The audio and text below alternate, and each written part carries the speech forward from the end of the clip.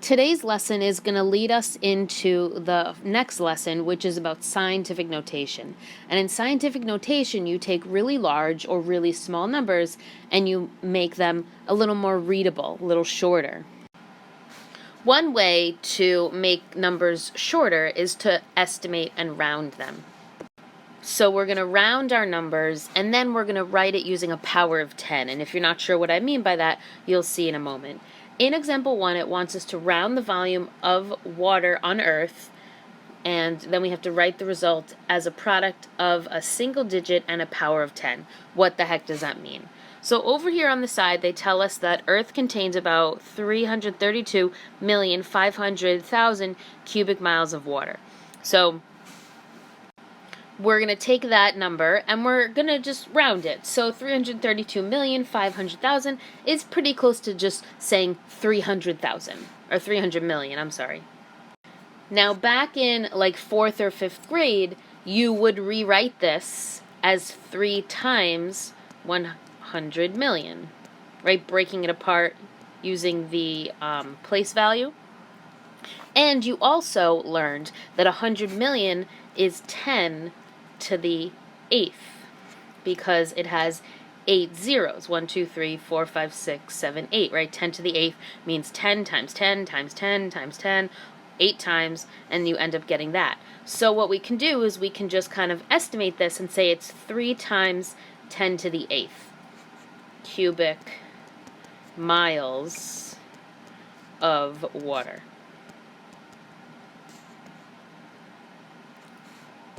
Let's look at another one. You can also do it with small numbers. So a blood vessel has a diameter of 0.0000924 meters. We're going to round the diameter of the blood vessel because we don't need to be super specific unless you're in medical school. And then we're going to write it the same way as a single digit and a power of 10.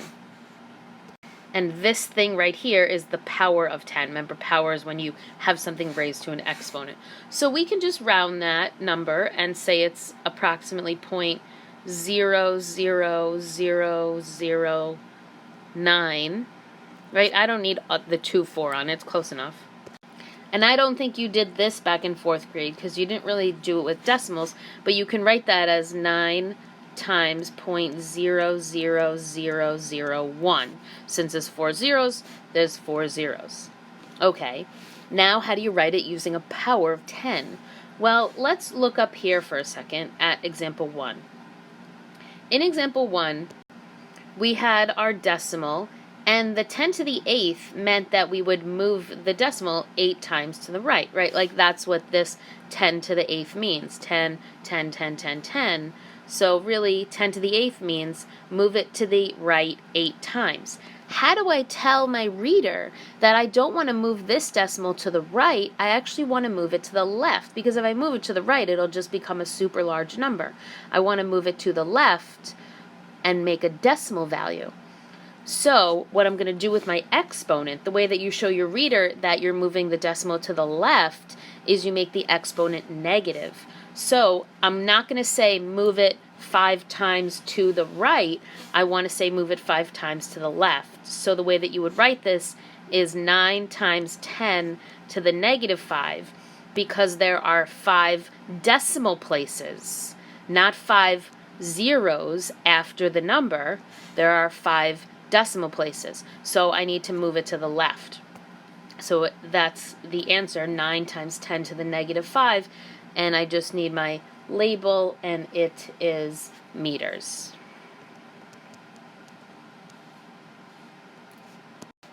Let's look at example 3, a little word problem. The distance from Saturn to Neptune is about 1,911,674,960 miles. Okay, so that's a long number to say. The distance from Mercury is about 1.5 times that distance. What is the approximate distance from Mercury to Neptune? All right, so here's the first thing I'm going to do. I'm first going to make this number right here, this 1 billion number, an easier number to read. So let's just round that to, say, 2 billion. 4, 5, 6, 8, 9. Okay, so this is the distance from Saturn to Neptune. Now what I need to do, though, is I have to do Mercury to Neptune, and that's 1.5 times the distance. So I'm going to multiply that by 1.5. So if you remember back from multiplication, you can just do 2 times 1.5 and then just add a whole bunch of zeros on. So let's do that. You would get 2 times 1.5 is 3, so you'd get 3 billion.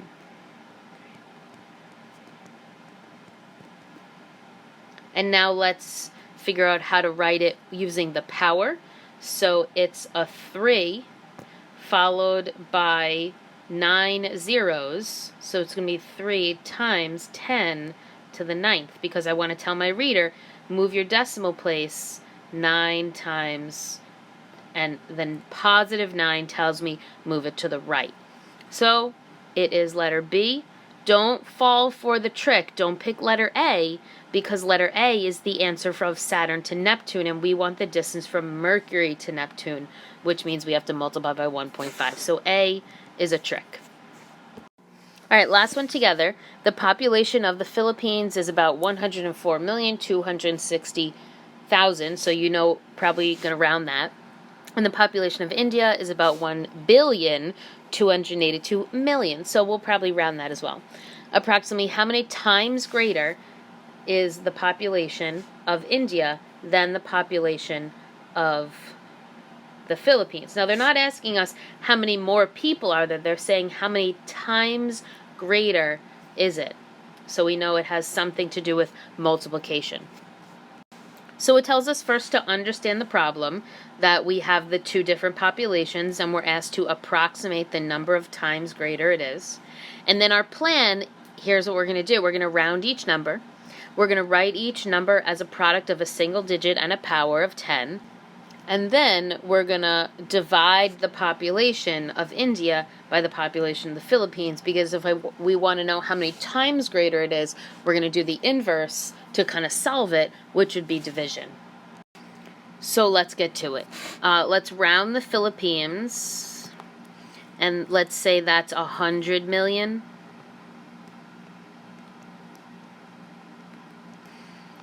And we can round the India. That, let's say, just is like 1 billion.